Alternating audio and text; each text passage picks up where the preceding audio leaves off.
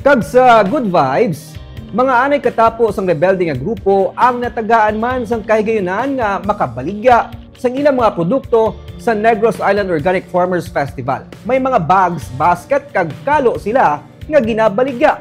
May report sa Romeo Subaldo. Ang ini nga mga kalo himo sa nito, isa kasahi sang fern nga makitaan sa mga kabukiran kag kaumahan. Amo man ng ini nga mga basket, mapag-on kag matahom kung tulukon. Ang naghimo sini, mga anay katapo sa rebelde nga grupo nga nagbalik na sa sabak sang gobyerno. Ang iban diri, gikan pa sa Ayungon Negros Oriental, sa Buena Vista sa Himamaylan, kag Don Salvador Benedicto. May mga produkto man nga himo sa mga banig. Si Sara, nga isa man kaanay katapo sa rebelde, ang nagabaligya sini. Wala siya sang skills sa paghimo sa siningang mga produkto. Ang iya obligasyon, ang pagbaligya na gid lamang sa siningang mga produkto sa iya mga kaupdanan. Hindi kamusta ka pangabuhi sa buong? Okay lang man sir, at least wala na kulba sir. Wala na sang May peace of mind ka. Yes sir, tapos may mo ko para sini sir. Maingan makakabaligya-baligya ko sir sa mga produkto sa ako mga kaupdanan kasi iba pa sir nga mga tao sir, mga pumuluyo. Mga 3 man si Sara katuig nga nagupod sa hublag. Ang isa niya gani kabata, ang ginabusong niya samtang nagapanago sa kabukiran.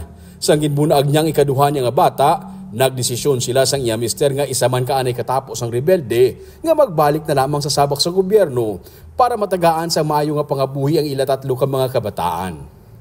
Amo na sini ang ginakasakuan niya.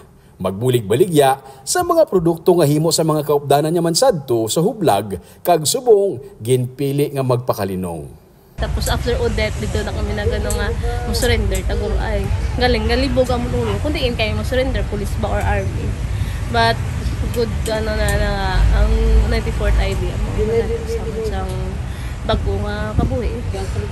Sa bulig sa provincial government sa Negros Occidental, Philippine Army kag Association of Negros Producers, natagaan sila sang palangabuhian matapos magbalik sa gobyerno pinagi sa balik-salig program.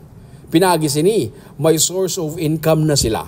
Ang ANP ang nagabulig nga makonect sila sa mga buyers sa ilang mga produkto. Gani subong, kabahin man sila sa mga exhibitors nga nag-display sa mga produkto sa Guwa sang Kapitolyo Provincial para sa 17th Negros Island Organic Farmers Festival.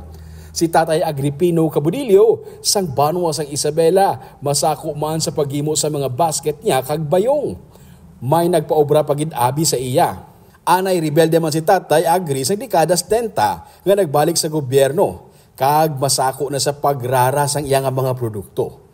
May 64 na siya ka mga basket nga gindala diri kag gina-display sa ANP kag Isabela LGU nga booth. Kaina, may ginpaapas pagid nga 30 halin sa Isabela ka may order halin sa Manila. Sunod-sunod ang orders niya. Sigurado nga sa Pasko may pang Noche Buena na siya. May pang December ka na? Oo, pang Pasko na? Oo. Makalitsyon ka guro baboy mag-December eh. Makalitsyon baboy na eh. Abot lang yun kay matay budget kagiyatan. Diyos imo sa mga maligya, abi ko maubos na ng tanan. Ako maubos na tanan, lako eh. Lako. Pinaagi man sa ubran niya nga mga basket, nadala siya sang ANP sa Makati City sa Negros Trade Fair. Dito man sila liwat nakakit-anay sang iya anak nga wala niya makitaan sa sulod sang 25 katuig. Pamatuod nga sa pagbalik nila sa sabak sang gobyerno, hindi lang palang nga buhian ang nahatag sa ila. Natagaan man sila sang kahigayunan nga mga buhi sang normal, nga wala sa may ginakakulbaan kag wala sang ginapanaguan kag liwat nga makaupod ang ilang mga pamilya.